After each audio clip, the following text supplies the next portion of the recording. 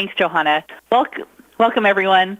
Thank you for joining us today for our webinar, The Microarray and Beyond, Genetic Testing for Neurodevelopmental Disorders.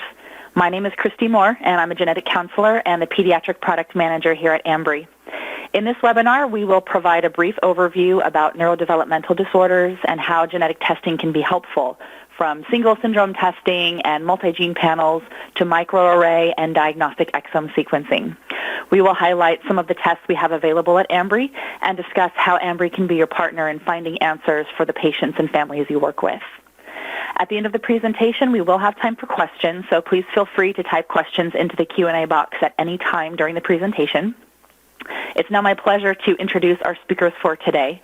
First, we have Devin Lamb-Thrush. She is a genetic counselor on the launch team at Ambry, where she assists with additions to our diagnostic testing menu. Devin previously worked as a laboratory genetic counselor focused on reporting, test development, test utilization management, and teaching. She has a particular interest in genetic technologies, variant and copy number assessment, pediatric genetics, and education.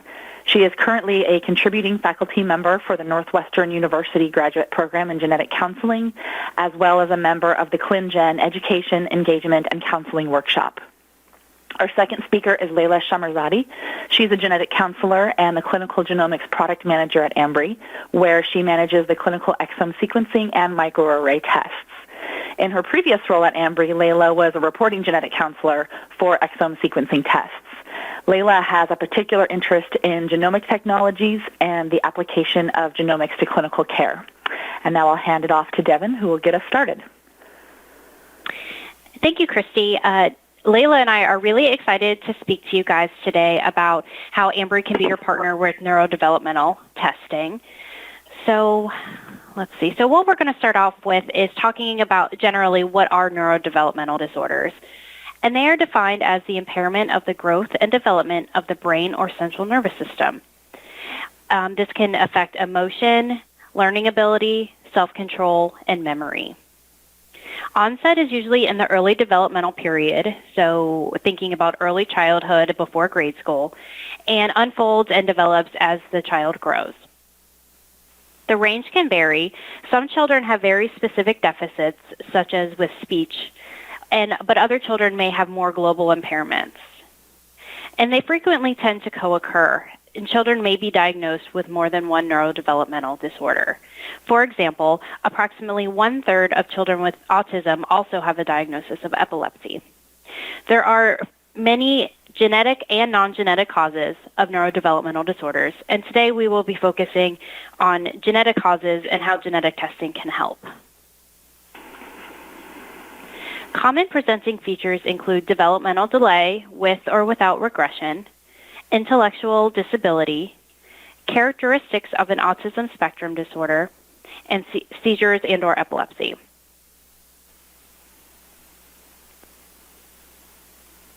Oops. Sorry about that.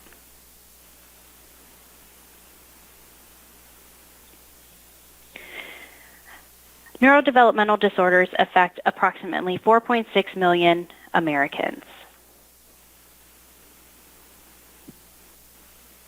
There's a growing body of evidence, There's a growing body of evidence that shows that there's a strong support for genetics in neurodevelopmental disorders. Individuals often present with global developmental delays, intellectual disabilities, or characteristics of an autism spectrum disorder. There is emerging evidence that common pathways may underlie these diagnoses. The overlapping and nonspecific nature of these symptoms can bring diagnostic challenges, as these clinical signs can exist in combinations or with other medical conditions on their own. Making this distinction through testing is a critical step in arriving at the accurate diagnosis.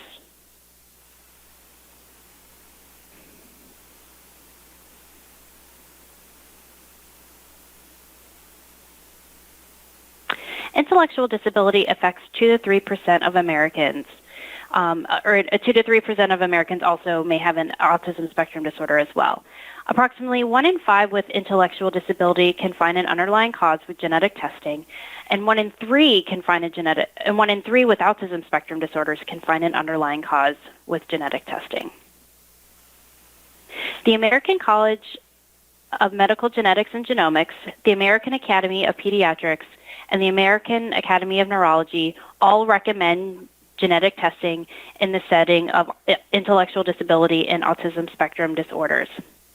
First-line testing is typically Fragile X syndrome DNA analysis with chromosomal microarray. If this testing is negative or inconclusive, additional testing may be considered depending on the patient's presentation, and this may include single syndrome testing or panel testing. Exome sequencing offered by Ambry Genetics, also called ExomeNext, may be available or appropriate for your patient and can provide a comprehensive view of the patient and the underlying diagnosis.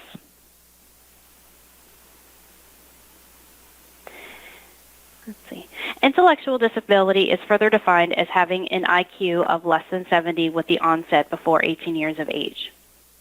Impairments in adaptive functioning in at least two of the following areas below, including communication, social or interpersonal skills, use of community resources, self-direction, functional academic skills, and work, leisure, health, and safety. Again, approximately 1 in 5 patients can identify the underlying cause by utilizing genetic testing. In the setting of isolated intellectual disability, one question to ask in the clinic is whether or not a patient has features of a recognizable genetic syndrome. If yes, specific syndrome testing may be appropriate. If no, first-line testing usually begins with Fragile X syndrome DNA analysis and chromosomal microarray. Again, the major societies of the American Academy of Pediatrics, the American Academy of Neurology, and the American College of Genetics and Genomics recommend these tests as first-line testing.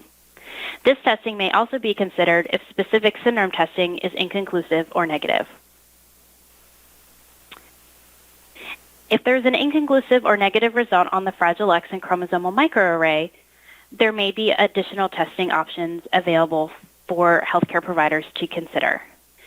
If the patient has isolated intellectual disability, Ambry Genetics offers a panel called IDNext. If the patient has intellectual disability in conjunction with epilepsy or autism spectrum disorders, we have a separate panel called Neurodevelopmental Expanded, and reflexing to exome testing may be appropriate. And all of this testing can help determine an accurate diagnosis, which can help with genetic counseling and management direction. In a few slides, we will be talking about Neurodevelopmental Expanded, IDNext, and Layla will be going over ExomeNext in detail. At Ambry Genetics, we really understand that you have a multitude of different patients that all have very specific needs, situations, and requirements. So we make it quick and easy for you to offer each of them the right testing option. Forcing patients down a single one-size-fits-all route can mean that your patients do not get the best results. With Ambry, you have access to many types of genetic testing, from single genes, tier tests, panels, and whole exome sequencing. And these can be ordered in a multitude of different ways, ensuring that you can deliver the best service for your patients and that they get the best results. We can provide support in the decision-making process, so you do not have to do it alone. Our genetic experts can make recommendations and give you well-thought-out options based on your patient's situation, scientific data available, and our background and expertise to give you the best test for your specific patient. And this all means that you are in the best position to deliver optimal patient experiences. This is a slide of our current neurodevelopmental testing options. This is available on the website as well. We offer a wide range of testing options for you and your patients. You can see that we do offer the first tier recommended testing located on the two top options, the SNP array, which is the SNP microarray, and Fragile X associated disorder. We also have an array of single gene disorders, different panels, and exome. Also, by ordering reflexive testing on the initial order, in some instances, you can save time and cost. Reflexive testing ordered upfront can not only lower the cost, but may result in a lower bill given if everything is ordered all at once, meaning that the last test performed is the only one that is billed. And Layla will discuss this in more detail later.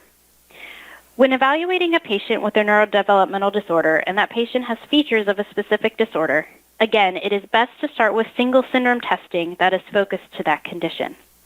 Ambry has recently begun offering some new single gene testing that would fall into this category, and the following slides have a few examples.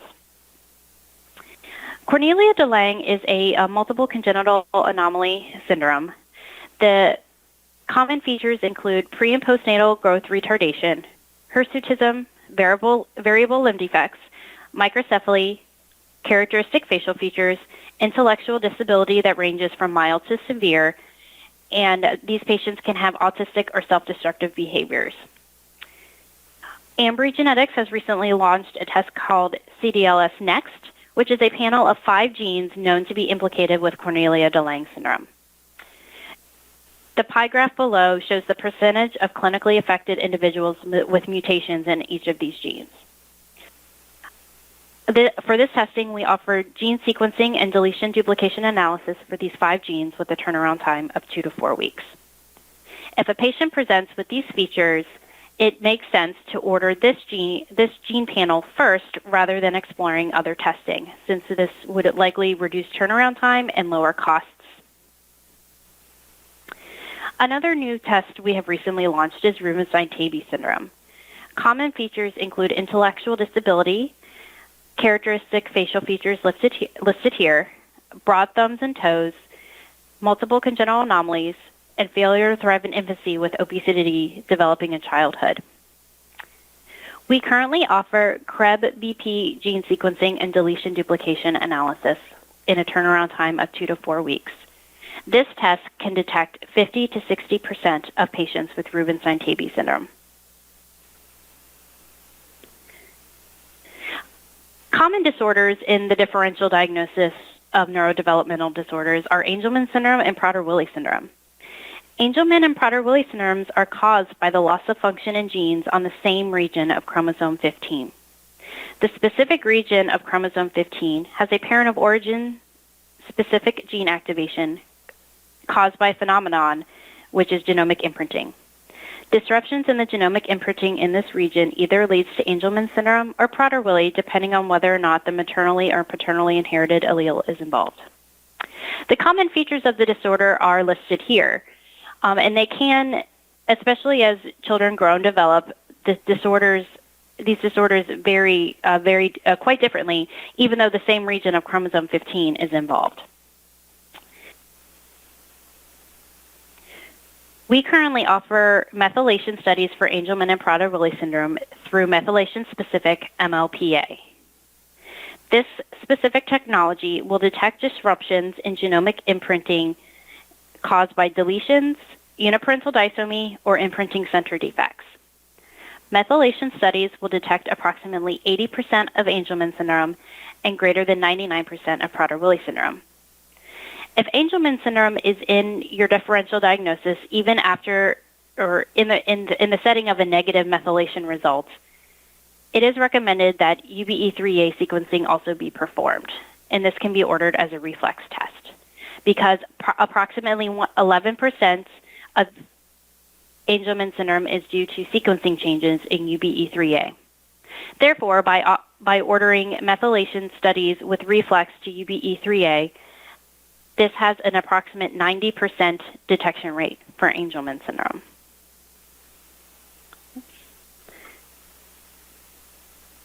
However, Angelman syndrome can also overlap another set of disorders, which are Rett syndrome-like or Angelman-like disorders.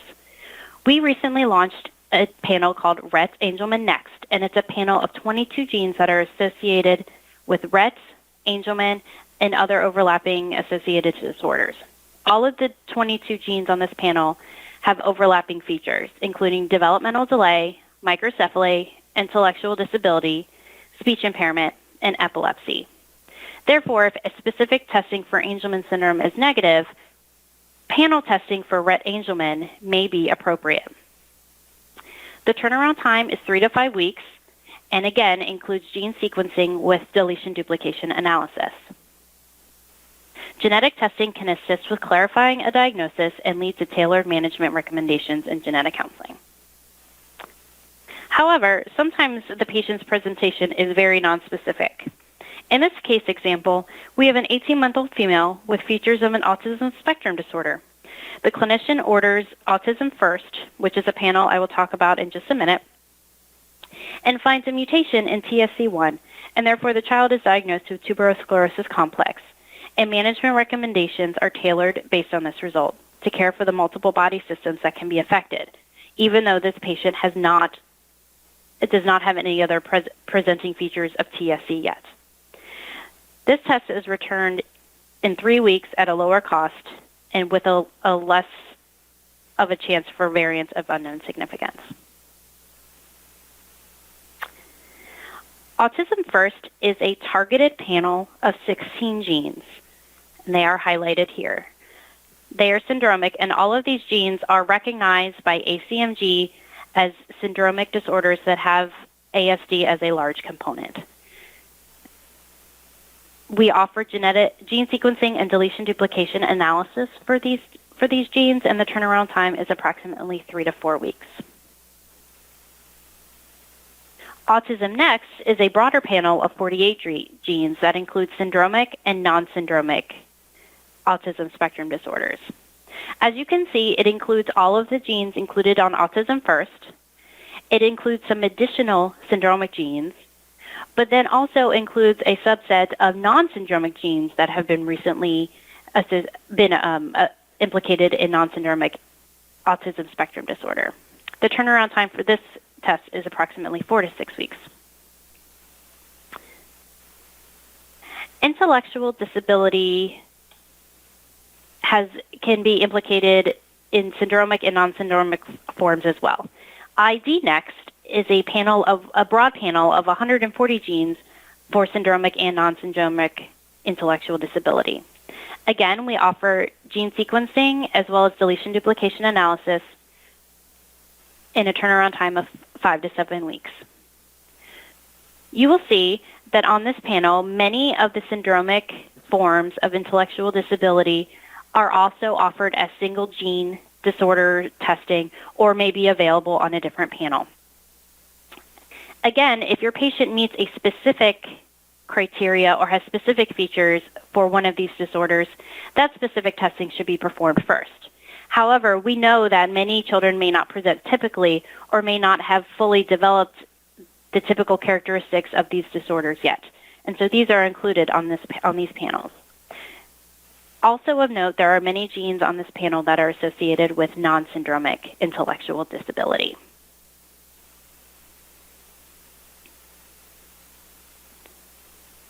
There is growing evidence for the existence of common neurodevelopmental pathways that could explain the significant overlap between intellectual disability, autism spectrum disorder, and epilepsy. These include pathways of protein synthesis, synaptic signaling, and transcriptional or epigenetic regulation. Those with one of these disorders may later go on to develop others. For example, an infant may develop epilepsy, but then as that child grows and develops, may be diagnosed with intellectual disability or maybe even autism spectrum later on. This can complicate the diagnostic process and present challenges for clinicians in terms of selecting the most appropriate testing. Our Neurodevelopmental Expanded Panel combines all genes on our Epilepsy Next, ID Next, and Autism Next panels and offers a comprehensive testing option to increase the likelihood of finding the answer, particularly with patients presenting with more than one neurodevelopmental disorder. The turnaround time is 8 to 10 weeks. And again, deletion duplication analysis is included with this testing along with the gene sequencing. Both Angelman and Prader-Will methylation studies and Fragile X syndrome studies can be ordered if appropriate in conjunction with the Neurodevelopmental Expanded test to further increase the diagnostic yield of this test. Now that we've discussed single syndrome and panel testing in the diagnostic workup for neurodevelopmental disorders, we'll shift gears slightly and discuss some whole genomic approaches to testing. I'll now turn the presentation over to Layla.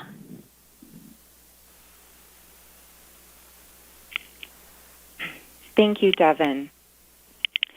So far we have discussed some of the targeted testing approaches to neurodevelopmental disorders, from single genes and single syndrome testing to small panels, as well as larger panels in Neurodevelopment Expanded.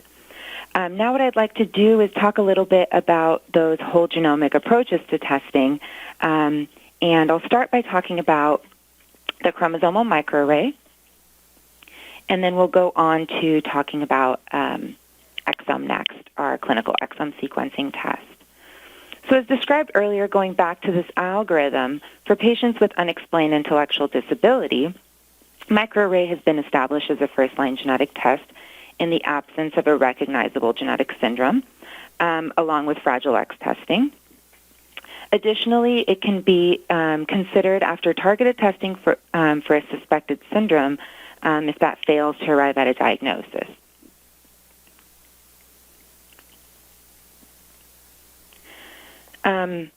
Microarray can actually be considered for individuals with all kinds of syndromic or non-syndromic conditions that may be caused by genomic imbalances. We talked a little bit about the established clinical guidelines, and microarray has been established as a first-line genetic test for patients with multiple congenital anomalies that are nonspecific to a well-delineated genetic syndrome, and then non-syndromic developmental delay, intellectual disability, as well as autism spectrum disorders. Microarray has also is beginning to gain more acceptance for other clinical indications with emerging evidence, such as chronic kidney disease, congenital heart defects, as well as infantile spasms. But today we're really going to focus on this side of the guidelines where we're talking about developmental delay and autism spectrum disorders. But just to keep in mind, patients that have conditions that may go beyond just the neurodevelopmental framework, CMA may be a good place to start in the absence of other symptoms.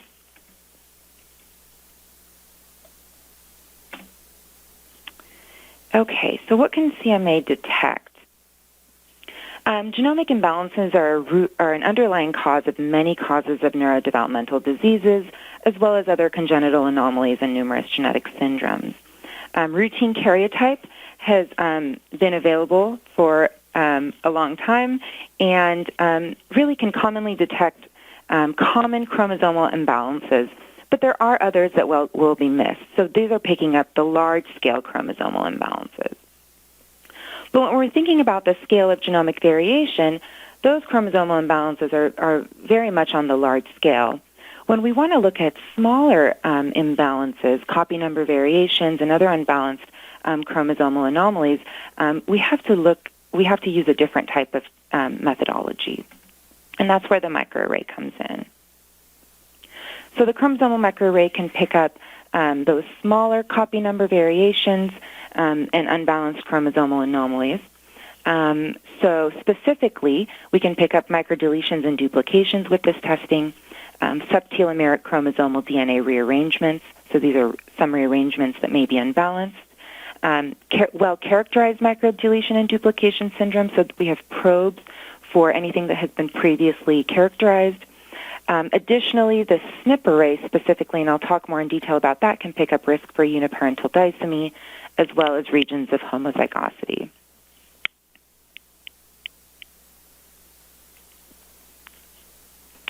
Ambry, our newest microarray test option, the SNP array, is the most comprehensive microarray on the market.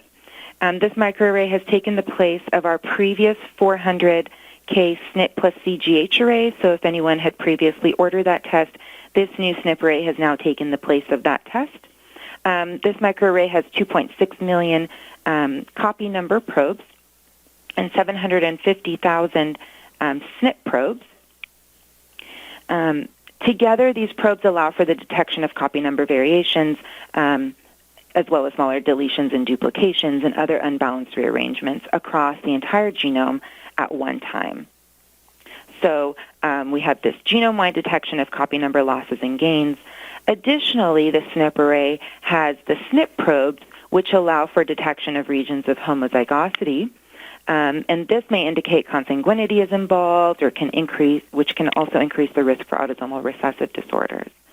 Additionally, this SNP array is able to detect a risk for uniparental disomy, which is really relevant to conditions like transient neonatal diabetes mellitus, Beckwith-Wiedemann syndrome, Prader-Willi syndrome, Angelman syndrome, as well as Russell-Silver syndrome. The SNP array has very dense probe coverage with probes spaced throughout the genome at a median probe spacing of 1 kb throughout the entire genome. It's about 1,100 base pairs. And the turnaround time for this SNP array is 14 to 21 days. So it's the same turnaround as the old microarray we had. And I just want to mention that we still do have our 180K option available, as you can see down here in this note. It has equivalent CNV detection as the SNP array. The difference is that there are no SNP probes with that test, and the turnaround time is faster, so it's 10 to 14 days. So it's really that one is designed to detect aneuploidies and CNVs without the SNP probes.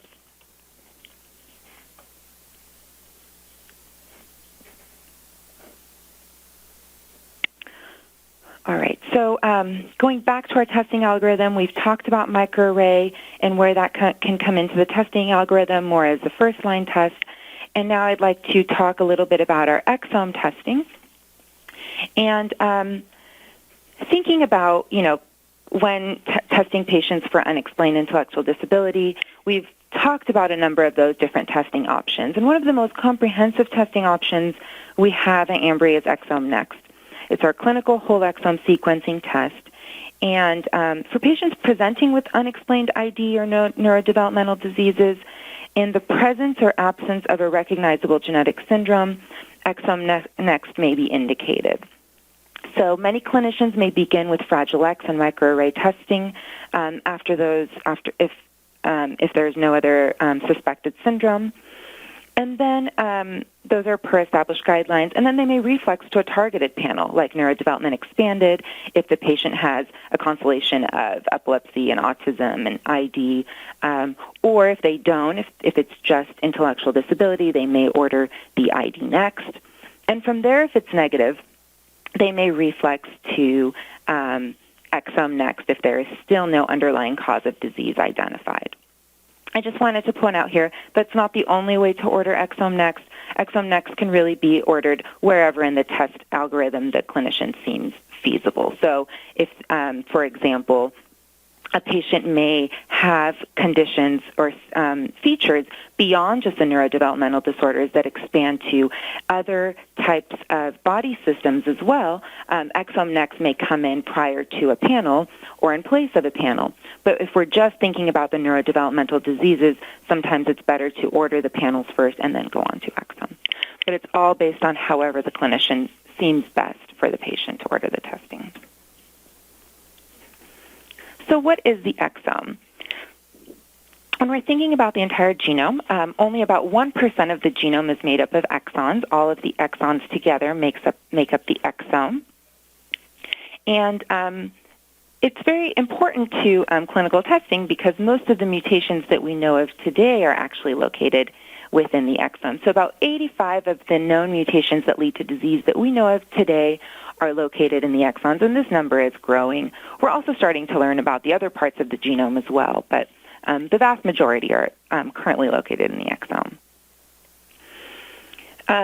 Of the 20,000 genes in the human genome, approximately 4,000 have been characterized. So these are genes with established clinical relevance. The remaining genes, about 16,000, are what we consider novel genes. And these are genes that have potential clinical relevance, but may still not have been associated with a genetic syndrome. Our ExomeNext test sequences all 20,000 genes and analyzes all 20,000 genes in order to really determine the underlying cause of disease. We have an updated internal curated gene database where we are able to actually update any genes that may be moved from novel to characterized on a daily basis to make sure we have all the newest information in all of the genes, leading to improved accuracy in analysis.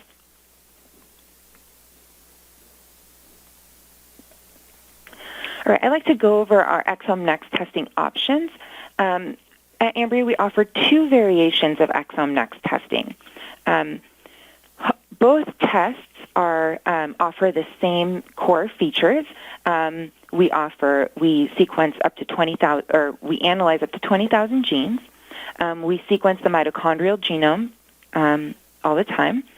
And we also sequence a trio at all times. So this usually can be made up of the proband as well as 2 other family members.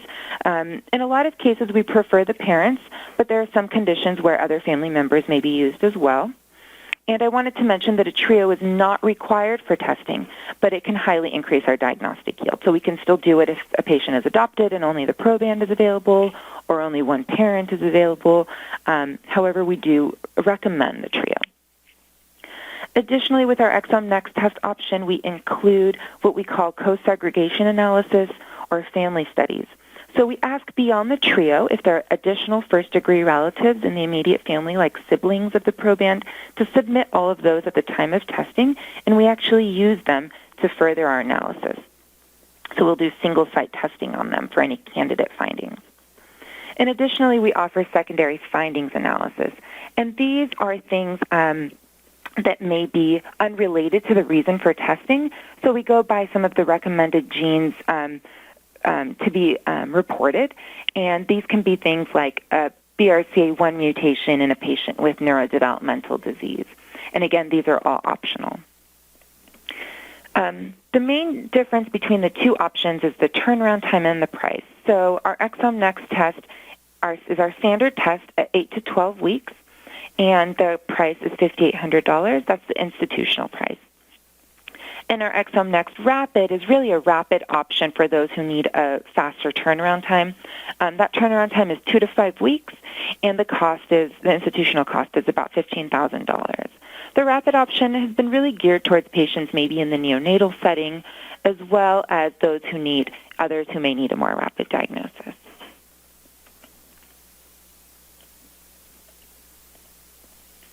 And just to quickly go over the process of our ExomeNext testing, we begin with exome sequencing of the trio at one time, so we always sequence the 3 individuals if we have them. And then we go on to analyze characterized genetic etiologies. So those are the things that have been previously established and associated with disease. If we don't find anything there, we'll go on to analyze the novel genetic etiologies.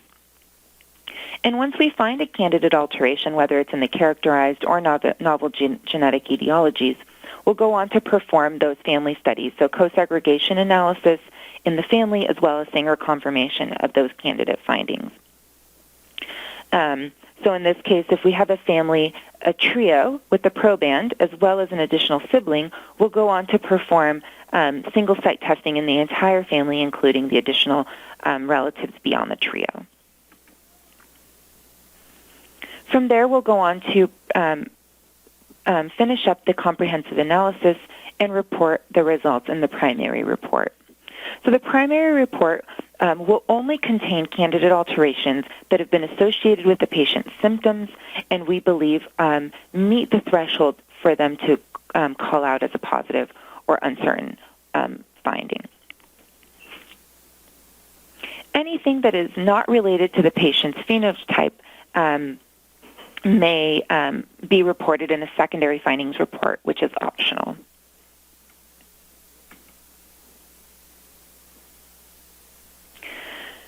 So that's covering the ExomeNext testing.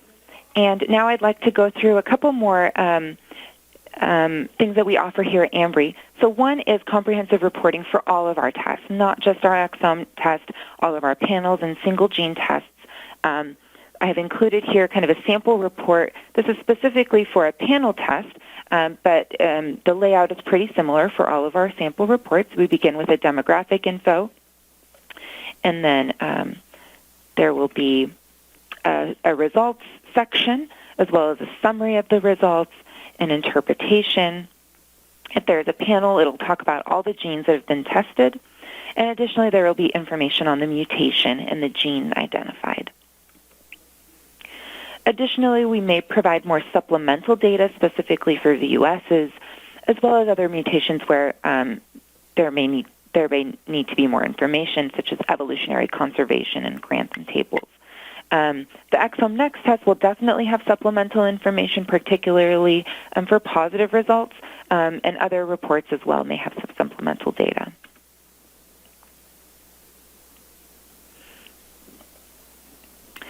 Our comprehensive testing options are mostly available as blood or saliva sample tests. However, other sample tests may also be accepted. For example, extracted DNA or cultured cells. Some tests may have different sample requirements, so I would always check either online or you can call into our client services department to determine if a particular sample type you're interested in sending is accepted for the test. One note I wanted to make for Exome, for probands, the saliva is not accepted, but for the family members, it is. Additionally, we have an online portal, Ambry Port 2, or AP2, and this is a HIPAA-compliant portal. It's designed to allow online order submission, test status updates, as well as insurance authorization status. Reporting will also be, the reports can also be uploaded onto here where you can download the reports for the patients once they're ready. And so really we've designed this in order to make test ordering and the entire process quick and seamless, so you can really focus your time on your patients and ensure their clinical well-being. We also do have paper-based options available for those who prefer paper-based. We still have those.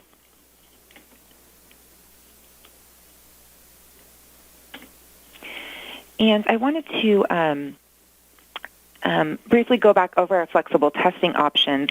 As Devin had mentioned earlier, we know each situation is different, and phenotypes can vary from patient to patient. Insurances may often dictate how testing is ordered. And so we really offer flexible testing options that can be tailored to your patient and their specific needs. Testing can be ordered in any order the clinician feels best.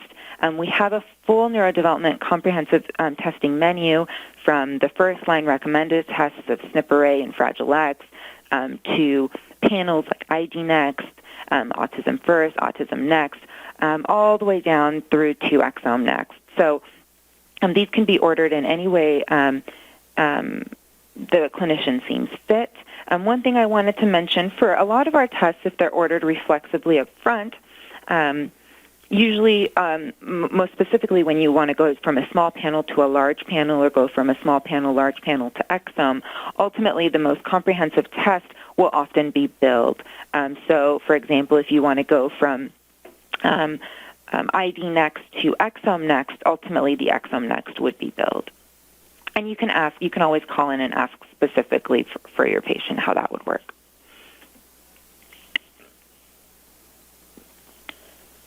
All right, so we strive for overall excellence from testing to billing and client services. We always want to make sure the appropriate test has been ordered for your patient. So we actually have genetic counselors that review each test request that comes in to make sure we have all the samples, the correct forms are completed. And if a test is not ideal, we will call the clinician to make sure that is indeed the best test they thought should be ordered, but in no ways wanting to step on anyone's toes, just to make sure it's the appropriate testing. We also, sorry, my clicker is not working. We also want to ensure that patients are not surprised, so we have no surprise billing. If a patient has more than $100 out of pocket, we will call.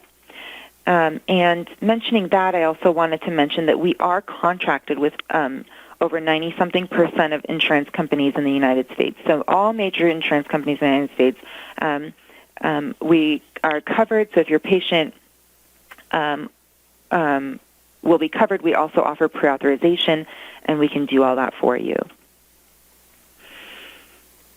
And then we're always here to talk in person. If you need something, you can go ahead and give us a call. Our client services is always available to help you answer your questions.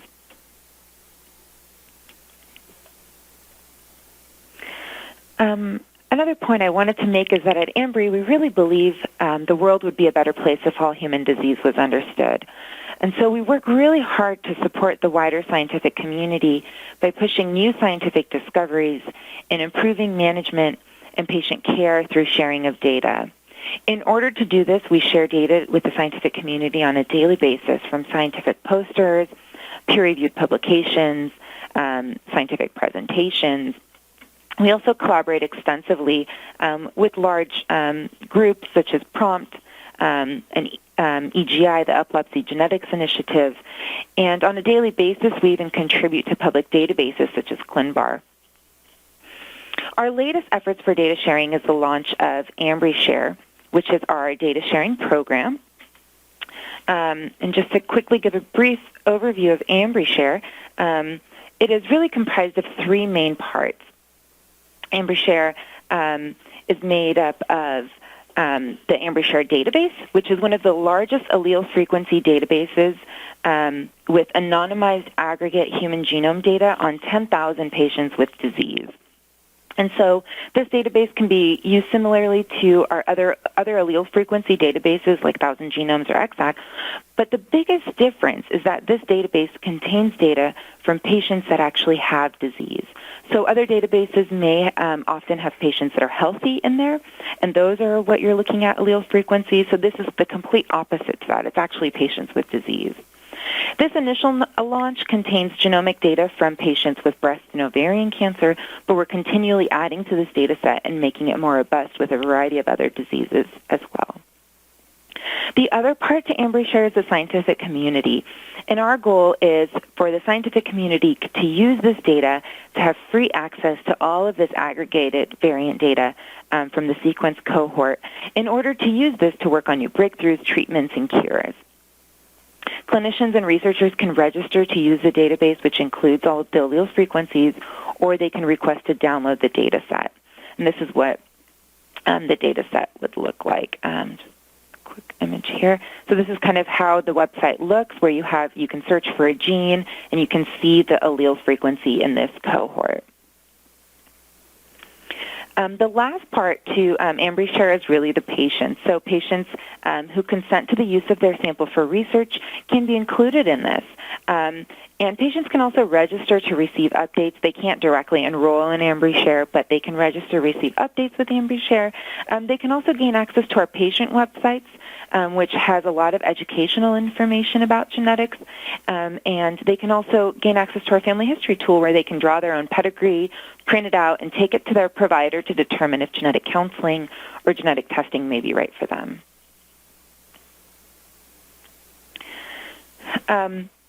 As part of our Strive to Excellence, we have also developed a number of patient educational materials.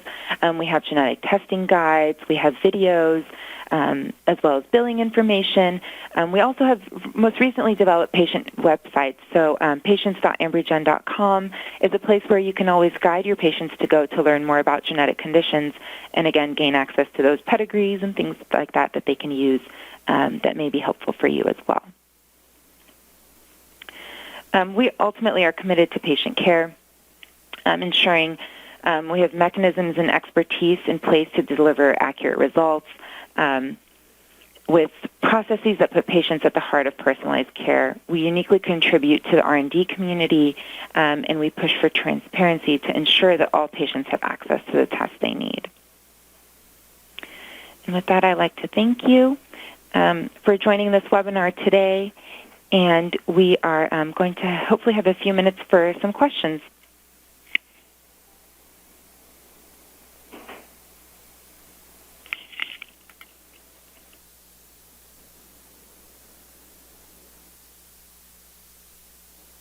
Received some questions, and I'll go ahead and get started asking some of those questions.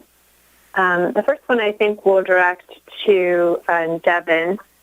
The question that's come in is, do you have to order everything all at once, presuming that there are more than one test that people are interested in, or can you add on tests after results come out? That's a great question. So you do not necessarily have to order everything all at once. We just give you that option so that it kind of minimizes the work on you and the patient, basically, if you think about all of those things ahead of time. But at any point after you order a test, you can always call us and discuss adding on testing. And we can determine how to, help you through that process of actually doing it, and then making sure that we have enough patient sample available to do that. Because, for example, if you want to add on an exome, we would need to facilitate, possibly getting other family members. Or if for some reason there was not enough sample sent initially, we would help you facilitate getting additional sample. In many cases, patients do not need to be redrawn. Now we can work with what we have. But again, each situation may be a little bit unique, and that's why we're here to help you through that testing process. Great, thank you. Let's take the next question. Layla, I'm going to ask you to receive this one. It's a question about exome testing. What if only one parent is available for exome testing? Can the test still be ordered? Yeah, that's a great question. Thanks, Amanda. Yes, absolutely. Trios are not required. The only reason we ask for them is because it really helps with the analysis. So the more family members you have, especially if you're sequencing 3, it helps you filter down the number of variants further. If you only have one parent available, or only if the proband is available, that's totally okay. We can still run the test. There may just be a higher likelihood for an uncertain finding, especially if we can't confirm that the finding is de novo in the proband. However, it's still absolutely available. Great, thank you. And Layla, I'll just stay with you. The next question that we've received is, do you provide ACMG criteria / evidence in your report?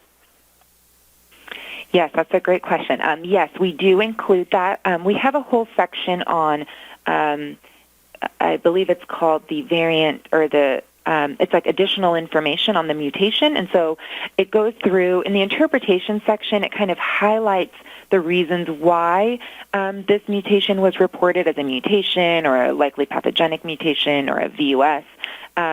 And then there will be a small paragraph in the report explaining the pieces of evidence for why a mutation was called as it was. So, for example, it may be a certain type of mutation. It'll describe how it's, for example, a C to T substitution at a particular nucleotide position, and how that changes the amino acid.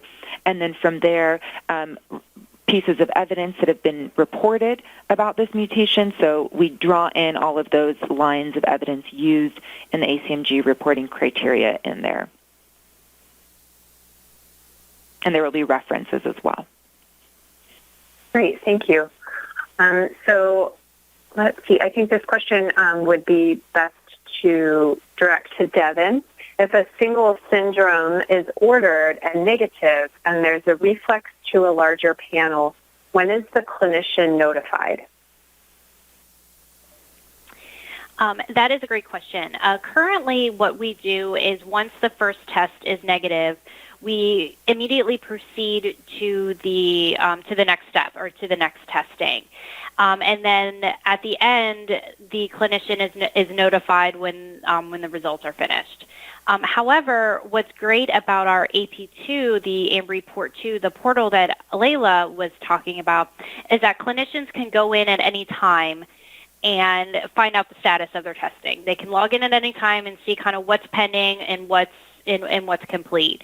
And once a result is available for a patient, AP2 will notify the physician or any other provider that is linked to the patient in there that a result is ready to view, and they can go in and immediately review the PDF of that result.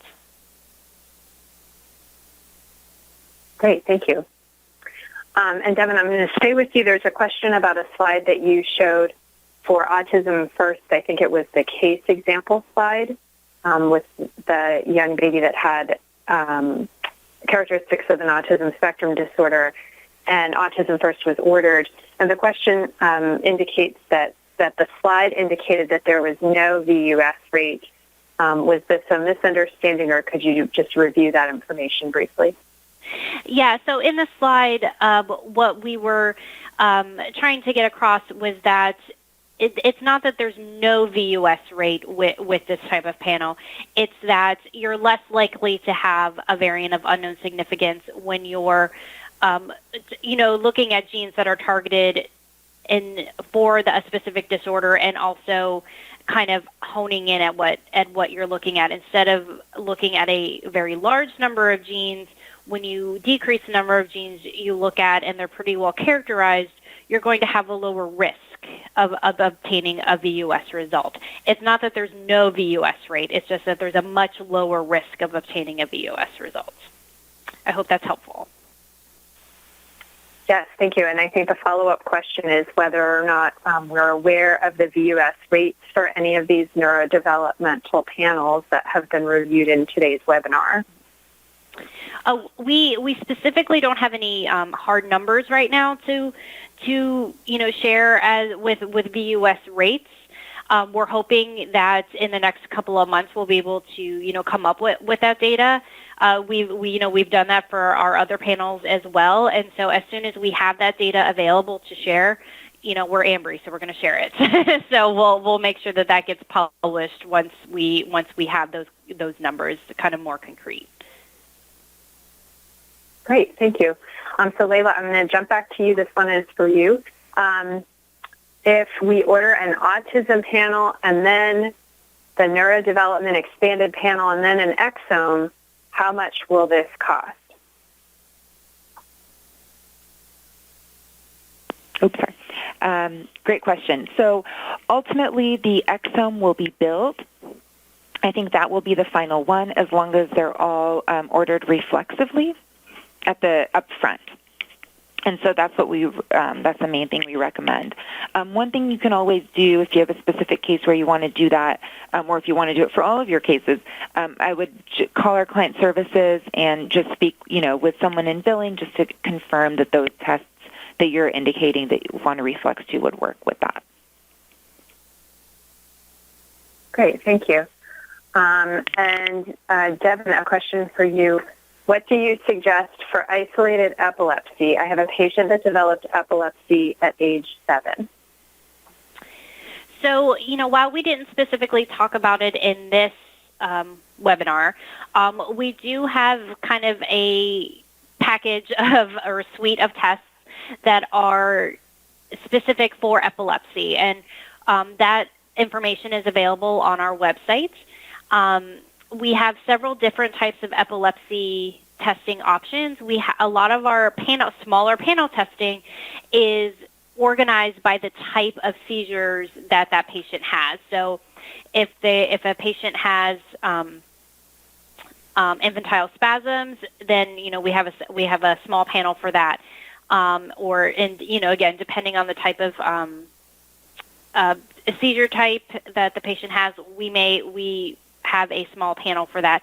But then we also can reflex up to the larger panel, which we mentioned one of them in today's webinar called ExomeNext, which is a larger panel of about 100 genes that tests for many different types of epilepsy, again, some syndromic and some non-syndromic. And so if you contact us and if you happen to know what type of epilepsy your patient has, we can guide you through what tests might be available for that patient. Or if you already know what type of epilepsy and seizure that the patient has, you can go on our website and kind of look at all of our epilepsy testing options. And there also, it's kind of the same process for testing, that you can order things in any order that you want. You can order things reflexively, even all the way up to exome, if appropriate for a particular patient. And so all of those flexible options are available with our epilepsy testing as well. Great, thank you. I think we have just another minute or two. Layla, this question is related to exome testing, so I'll direct it to you. The question is about the detection rate, if it's known, of finding a mutation on exome sequencing for non-syndromic developmental disorders. That's a great question. I don't know specifically for non-syndromic developmental disorders.